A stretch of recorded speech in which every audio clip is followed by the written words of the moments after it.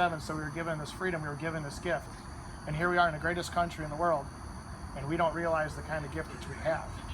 So if you go from 1777 and you fast forward about 180 years, you had the Great Depression. And during the Great Depression, you had almost 30% or 40% of the country was unemployed. And now you're fighting another world war, and you're fighting like the crisis of going on in Nazi Germany. You think about that 180 years later. So you had a country that you had freedom, and now 180 years, everything you fought for, now you're starting to get involved with this world war. 30% of your country is unemployed. People don't know where their meals are going to come from. And a president brought them together, FDR, he brought them together in a time where everyone should have been in a state of panic and paranoia and jumping off. I mean, think about how difficult their times were. And it was a president who would just literally speak over a radio. And his whole message, and he did about 30 of them over 12 years and had, but I don't know how many, I think he did 3 terms. But in a time where everyone had every reason to panic, he delivered a message, and his only reason for coming on and giving these speeches every couple of months was for what reason? The fireside chats. What was his reasoning to get into the hearts of all these people? When they were dealing with World War and depression, what was he trying to offer these people? Hope. So it was a simple message, and everybody, 90% of the country listened.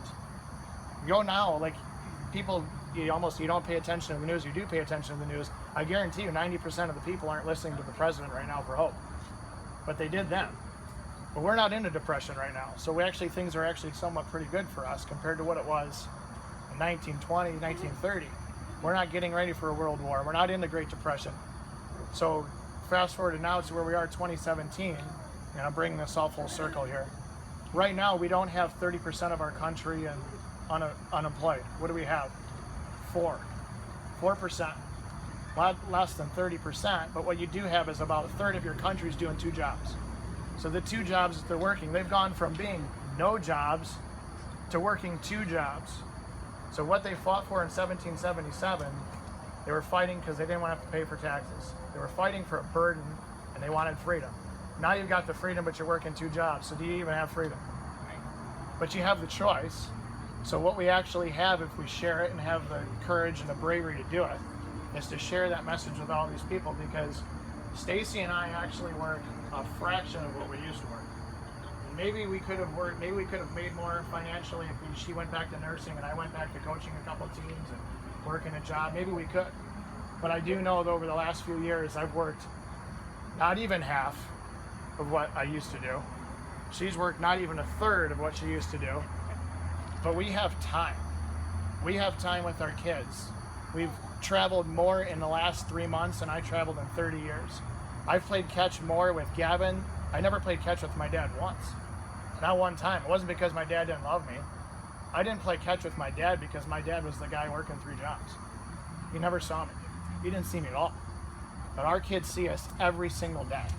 So when you look about why are we doing this, if you actually helped one person and shared what AdvoCare, whether they make $50 or $100, if you got somebody who was working 2 or 3 jobs and got them down to 1, you have changed their life. And if we were given this opportunity to do something with it, you actually have it. You have the message. Now you just got to go out. Now you're fighting.